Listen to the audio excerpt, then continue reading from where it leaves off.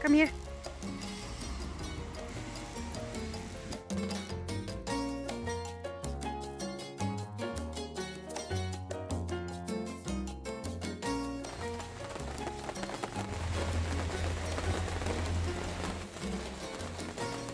Hello everyone! Medyo maulan-ulan po ngayon.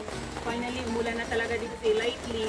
Mainit po ngayon. Thank God for the rain kasi nga umulan. We're happy that the rain came. Ako sa labas ng Caravan. Ito yung sasakyan namin na pinapark dito sa labas ng Caravan. Andito kami sa sa kapatid ni Steve. Dito kami natulog sa Caravan po namin for 2 nights. So, ipapakita ko po sa inyo kung ano ang sa loob. Magbigay po ako ng caravan tour. Diyan sa loob, wala pong mga gamit. Ang ginawa ko lang dyan ay inayos ko lang yung bed. And then, kasi yung mga gamit namin ay kinuha na namin dito. At itong caravan na ito, nakapark ito for 1 year dito sa caravan, dito sa kanilang ground area, sa compound ng kapatid ni Steve. So naka-standby lang ito, hindi nagagamit. Kaya kung gusto namin gamitin, anytime pwede namin kukunin dito at nang dahil pwede namang ituto ng aming sasakyan, kaya pwede siyang anytime, pwede siyang ilipat. Pero nang dahil free lang ang parking dito namin nilagay at safe din nang dahil ang kapatid niya ay tinitingnan din ang caravan. Bigyan ko kayo ng nabili pala ni Steve, I think that was 4 years ago. Maganda siya. Ginamit po namin ito touring around Queensland from Sunshine Coast to Cairns for 1 year. Nag-ikot kami and then we decided to stay in Sunshine Coast and then we moved to the house that we are right now. So, ang lahat ng gamit dito, kinuha ko, tinanggal ko at nilinisan namin ng caravan. Nagustuhan ko naman ito, dito sa labas, pwede mong malagyan ng extension na, alam mo yun, parang sala. So, pwede siyang lagyan, meron siyang tent, and then meron siyang, naka-fold lang yung parang extension na pwede mong maging sala. Mayroong tent din na, alam mo yung ganito, makapal. Tapos, pwedeng maging room or sala dito sa labas. So, ginawa namin yan noon, kaso lang ngayon, tinanggalan namin kasi nga hindi naman namin ginagamit ito lagi. So, itutur ko kayo sa loob.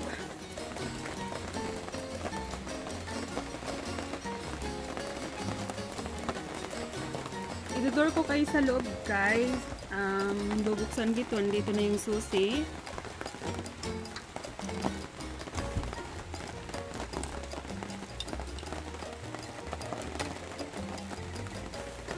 As you can see, mayroon siyang fridge. Mayroong microwave. Gusto ko yung niya itong screen. Papasok tayo sa loob. Andyan yung microwave and then ito po yung ito yung ceiling. So, pwede mo siyang pwede mo siyang, kung gusto mong pwede to i-close. See?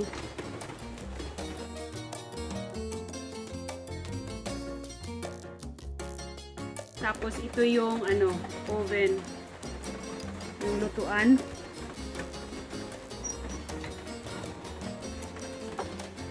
Yan yung lutuan. And then, may TV. Marami siyang may exhaust fan din. May fan. Then light.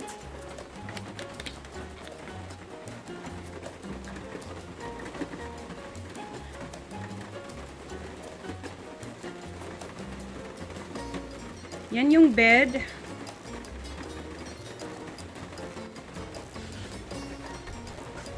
Inayos ko lang yung bed, tapos nilagyan ko lang ng bulaklak doon.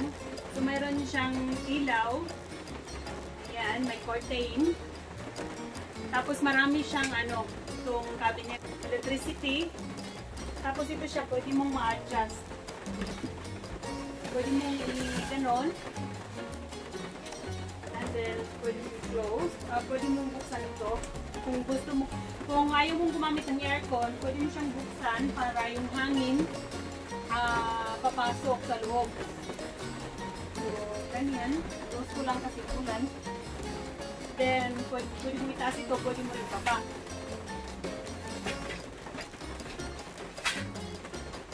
Ayan. Ganun din sa kabila. Then, dito po, mayroon siyang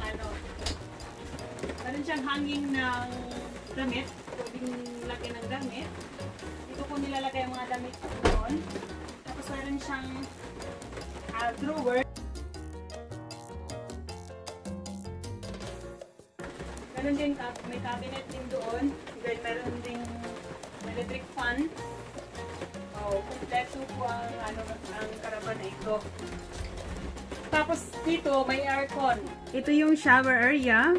Ayan yung shower head. And then dito naman merong saksakan. Ayan yung sink area. Tapos sa baba meron siyang mga drawers. Pwede ka mag-hanger ng hinahang ko nga doon ng namin, towel. Tapos ito yung niya, yung toilet. Andun yung lock. So, yung sinabi ko kanina, pwedeng i-lock. So, ngayon, i-close ko lang ito.